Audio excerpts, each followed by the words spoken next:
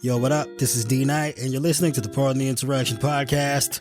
My oh my, we've had so much going on. For starters, in case you missed it, we've got a new addition to the Pardon Pie family, Tara Dublin. Make sure you go follow her on Twitter at Tara Dublin Rocks. Also, pick up a copy of her book while you're at it. Make her day, The Sound of Settling. A very fun and interesting read compared to the things we talk about on this podcast. But yeah, we're heading toward the do or die time for the 2024 election. Go ahead and hit up JoeBiden.com. Get that man like $1 a month or something. Help his campaign staff up and get prepared to try and save our democracy. And make sure to grab like one other person you know and tell them about the podcast. Make sure they subscribe and tune in every single week. We got a lot of things coming up for you this year. We need all the support that we can get. So if you do your part and help us grow our audience, we'll do our part and help elect Joe Biden in 2024 and save American democracy. And this is the Pardon the Insurrection podcast. Yo, what up? This is D Knight, and you're listening to the Pardon the Insurrection podcast. We've got yet another pocket part edition of the podcast for you today. As per the usual, there's more insanity going on in the news than we can possibly cover on the podcast because there's just not enough time. We'd have to be live streaming this shit 24 hours a day, every single day of the week, just to even remotely come close to tackling every absurd thing and every new development. But we're going to try and do our best. Before we get to the news, I'd like to give a shout out to our sponsor, Sheets and Giggles. My man, Colin McIntosh, the CEO, an awesome guy with an amazing company, and even better, Sheets sent us some goodies from Sheets and Giggles. And I got to tell you, you absolutely have to pick up a set of sheets from Sheets and Giggles. They are the most high quality, luxurious sheets I've ever laid my head upon and covered up with at night. The news is insane, but that doesn't mean you can't sleep good at night on a set of sheets from Sheets and Giggles. Make sure you pick up an eye mask as well. And if you'd like a discount, we got some links in the show notes for you to do so. Check that out. So in case you missed it, even though Trump has publicly expressed that he's not remotely concerned with the prospect that he might be heading to prison, given the fact that he's facing 91 criminal counts in multiple jurisdictions all over the country, which, if you just listen to that sentence alone, is absolutely fucking bonkers. It's been reported that he has privately expressed concerns, if not has an outright obsession with the prospect that he might be going to jail. He's got a number of questions about what that might entail that he's been asking people in his inner circle and his lawyers and such. So, of course, one of the things he's been asking about is if he were to be sentenced to prison, what type of prison would he be spending the rest of his sentence in? Would it be like, a high quality federal prison, what they typically refer to as club fed? Nice, clean, minimal security, plenty of amenities for inmates and whatnot? Or would he end up in some kind of hellhole like, I don't know, Rice Street Jail down there in Fulton County that has a record of, not being hospitable? How about we say that? Like, apparently he's concerned that he might spend time in what he literally said was a bad prison. He's also asked whether or not, even if he were convicted, would he be able to avoid a prison sentence entirely with something along the lines of home confinement? Whether or not the federal government try to strip him of his lifetime Secret Service protections. And of course, most importantly, he wants to know if he were to be sentenced to prison, what would he have to wear? He seems to be extremely concerned that he might be forced to wear an orange jumpsuit, which, given the way he paints his face and dyes his hair, you would assume that like the orange jumpsuit would just blend in. It'd be perfect. But I guess, for a former president who's obsessed with always being camera ready at all times, like the inability to dye himself orange, yet be forced to wear the orange jumpsuit would probably be, I don't know, all the things he'd be forced to deal with, the utmost of travesties. Now, I would say, of course, he absolutely needs to be concerned with the prospects of going to jail, because if you just look at the degree of evidence in all of his criminal trials, Florida, where he has the friendliest judge, like, that case seems the most airtight of any. We've got the classified documents at Mar-a-Lago after he was told to turn them over to the feds. And he was like, nah. But not only that, he tried to hide them from his lawyer so that he could handpick which documents he wanted to keep, which makes him look even more guilty, because at least if he hadn't turned over anything, he could make the argument that he felt like the government wasn't entitled to any of these documents. Well, that's not the case, because he turned some in. So, of course, he was obstructing the investigation and failed to and failed to satisfy the conditions of the subpoena. And not only did he try to hide the documents from his lawyers, we got his valet and like the maintenance guy running around on camera moving the shit. And then not only that, when they discovered that they had video of them moving the boxes around, Trump tried to tell them to have the shit deleted. And they were like, well, damn, how are we going to figure out how to do that? And then you got video of them wandering around the entire fucking property on camera, discussing how to get rid of the fucking security camera footage. And then not only that, you had the head of Mar-a-Lago security telling these fucks not to mess with the security footage. And then they tried to do it anyway. And then they tried to flood the fucking server room by draining the pool into there. And then, not only that, you have like the sham wow of criminal conspiracies, but wait, there's more. You've got Molly Michael out here like, yeah, Trump knew about the boxes. We were hauling them back and forth to his office for him to sort through. He's, above all, the person who knew exactly what was in those boxes of documents. But wait, there's more. Molly Michael's like, not only did he know what was in the fucking boxes, he was literally writing down to-do lists on the fucking classified documents themselves and like passing them out. And when the FBI came to seize the shit in August of last year, she showed up the next day looking through her stuff. It was like, oh damn, here's the shit where he wrote the to-do lists on. The FBI didn't find that. Let me go ahead and turn that in. So she's probably been cooperating this entire time he's fucking hammered. And that's just Florida. If we didn't have Judge Cannon down there in Florida, where we know to have an obvious level of favoritism towards Trump, who appears to be on pace to delay his trial until after the election, we'd absolutely be saying he'd be going to jail down there on the documents and obstruction case. And if she's not able to find a way to personally take the case and he is somehow found guilty, I'm absolutely sure that because it's in her discretion, at the very worst, she would make sure he's sentenced to home confinement. But based on evidence alone down there, he's toast. Toast, I tell you. And again, that's just Florida. Because if you check back in D.C., considering the amount of asinine motions his lawyers are making that are based on absolutely nothing substantive, you must have to believe that they don't think he's going to wiggle his way out of that one either. They're already behaving as though they're about to lose this partial gag order request by Jack Smith's team, because early in September, Smith's team filed under seal a motion to basically have Trump stop saying shit that could threaten witnesses or the judge or the prosecutors or anything that could taint the jury. And while that motion was filed under seal, Trump's team's response was to publicly file a motion to have Chutkan recuse herself. Well, why the fuck would they do that? She hadn't done anything wrong. Well, it's because we only found out about that motion for a gag order after Trump's team requested Judge Chutkan to recuse herself, which would make it seem as though, like, Chutkan ruling in favor of shutting Trump the fuck up would seem like retaliation, for Trump asking her to recuse herself, when in fact it's the total fucking opposite. The absolute total opposite.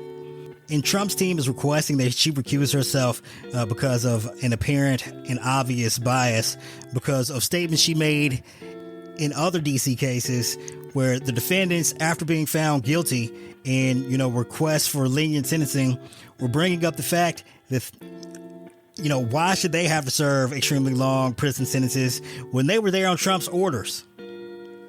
Like, and she has to respond to that. Like, it's not like she injected Trump's name into this shit because of her own personal biases, but she's like, hey man, like, it's not my fault that the shit you were doing was in service of this other guy that you're in total loyalty to. Like, that's your fault. I ain't got no control over that. That's up to the DOJ. Like, she didn't make any prosecutorial decisions to that regard.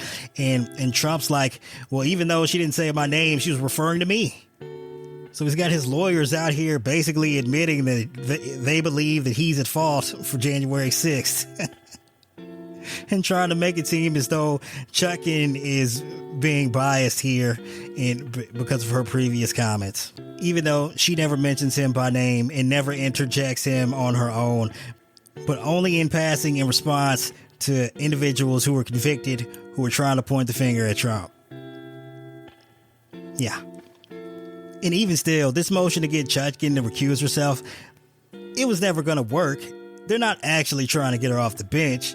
They just wanted something to rail about in public, right? So you know how the process for recusal works? Well, in this particular instance, it's a whole different special scenario down there in Florida because they're dealing with classified documents. But we'll get to that another time. So in D.C., it's going to be like, hey, judge, recuse yourself. And guess who gets to decide whether the judge has to recuse herself? The fucking judge. She's going to be like, no. Next. And then Trump's people are going to try to use that as some kind of public-facing argument that they can get out to the media. And, of course, the media will eat it all up, that she's somehow biased, but she hasn't recused herself. And so that means the trial is rigged and, you know, it's a witch hunt and blah, blah, blah, so on and so forth. But, yeah, I'm just telling you that now in advance so you know exactly what's coming. And don't fall for the okie doke. The media shouldn't fall for the okie doke either, but I have no faith in them. I mean, just to be honest, this past week is the most disgusted I've ever been with like mainstream media, front to back, top to bottom, every single fucking person out there, even your favorites like Rachel Maddow and such, just letting Trump go on her network and like spin insane shit, and no one even calls it out. It's bananas.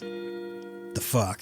So down in Georgia, Trump's managed to succeed in having his trial severed from Cheeseboro and Powell, which, you know, in one case is good for him, I guess, in the sense that, like, he's hoping to delay this as long as possible so that he can win the 2024 election and use the powers of the federal government to keep his ass out of prison.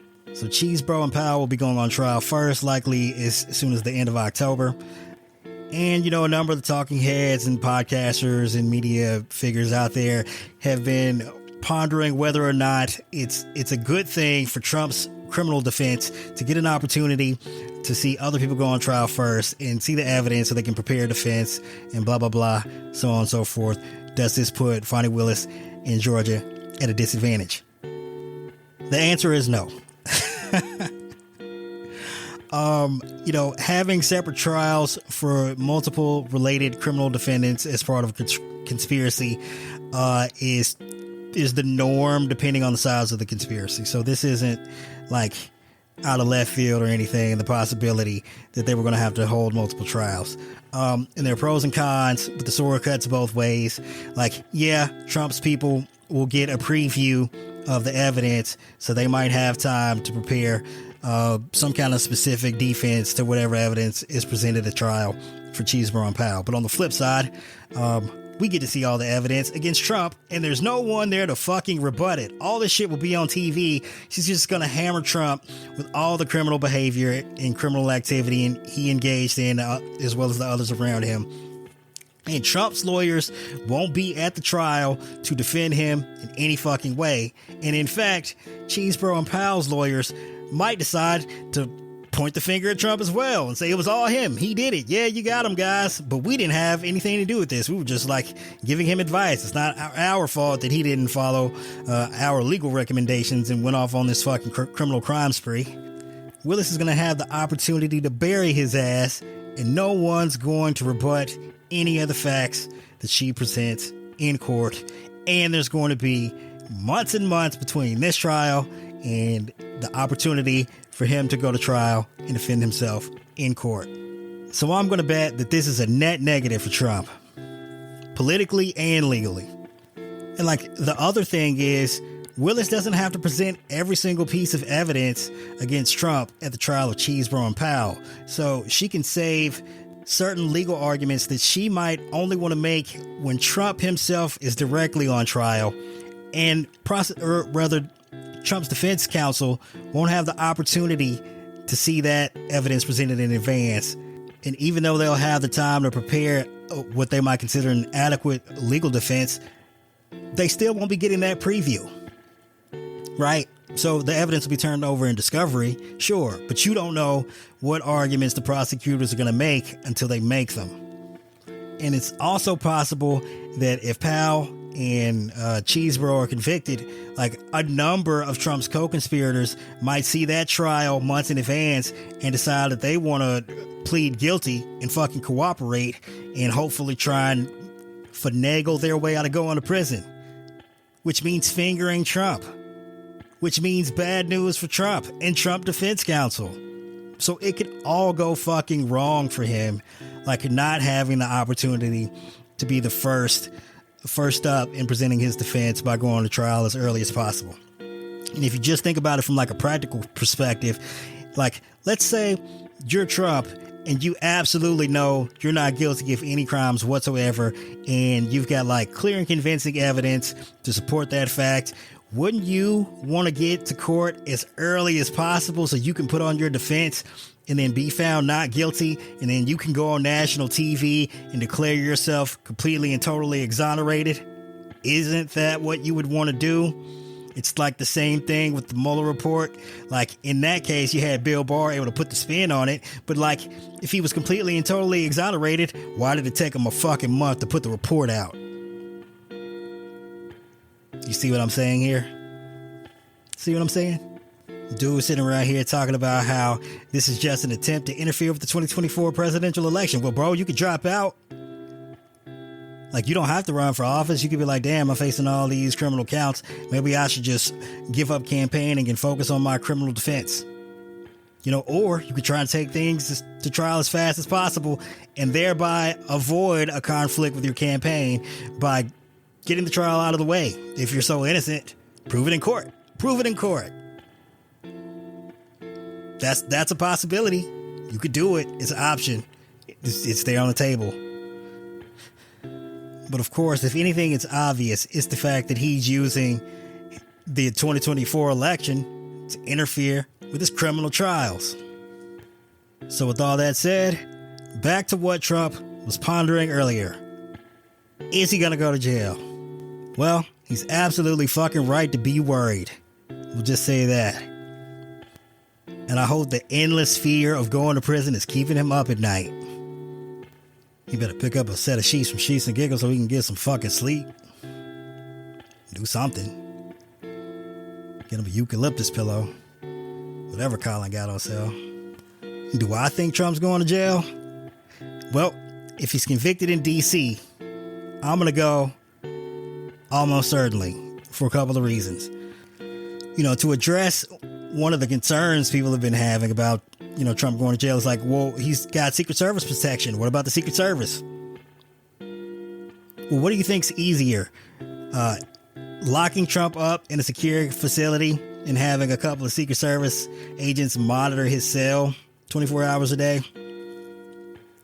Or securing Mar-a-Lago where all kinds of foreign agents and who knows what other kind of fuckers are sneaking around day in, day out. And he's around, you know, hundreds of thousands of weird ass fucking random people over the course of a year. Like, which do you think is the more feasible scenario? I'm going with jail for obvious reasons. And the other consideration for why I think Trump is going to jail, especially if he gets convicted in D.C., and especially with Judge Chutkan. Like, this is a judge, you know, as well as a number of other judges in D.C. They've all had a similar situation play out before them in their courthouse over the course of the past couple of years. Like, how is Judge Chutkan supposed to explain to herself how all these hundreds of people who have been convicted of crimes for their actions on January 6th, that she's sentenced to jail time, how can she look at the Proud Boys and the Oath Keepers who are getting, you know, decade plus time for their role in the attack of the Capitol on January 6th? And then Trump is the ringleader, and he's convicted for his role in the plot to overthrow the government. How is she exposed to explain to herself how all those other fucking people got sentenced to prison time for their crimes, but somehow Trump should get house arrest? It doesn't make any sense if you think about it. Like, Chutkan is like me. She's like, the dude that planned this need to be held accountable, but that's no excuse for your behavior on January 6th. And now the dude who's responsible for planning all of this is in her courtroom. So of course, if he's convicted, she gonna sentence his ass to jail. I mean, it's right there in front of you. Very straightforward. for all the arguments about how we shouldn't be doing this to, former presidents of the United States, especially if they're running for office and whatnot. You listen to the people making those arguments. A lot of them were all for, trying to lock up Hillary Clinton for some shit that wasn't a crime when she was running for president. Got Trumpers out here, been arguing for years. Lock Hillary up. Lock up Obama. Lock up Biden. Lock up everybody. But when their guy goes on a massive fucking criminal rampage, committing all sorts of crimes, they're like, oh, wait, not like that. Not like that. And I would say if you spent the entirety of your political career campaigning on the platform of locking up your political opponents, maybe you shouldn't go out here and commit no crimes. Doesn't that sound like a good idea? Don't you think maybe in that case you should have the most pristine behavior imaginable? Motherfuckers don't be thinking this shit through, apparently. And no, he's not going to get the blue suit, red tie treatment in jail. He's going to be in the orange fucking jumpsuit like everyone else. Like everyone else. Presidents aren't kings. When they're out of office, they should get treated like everyone else. Even Chuckin has said this herself. Duh. And that concludes this episode of Pardon the Insurrection.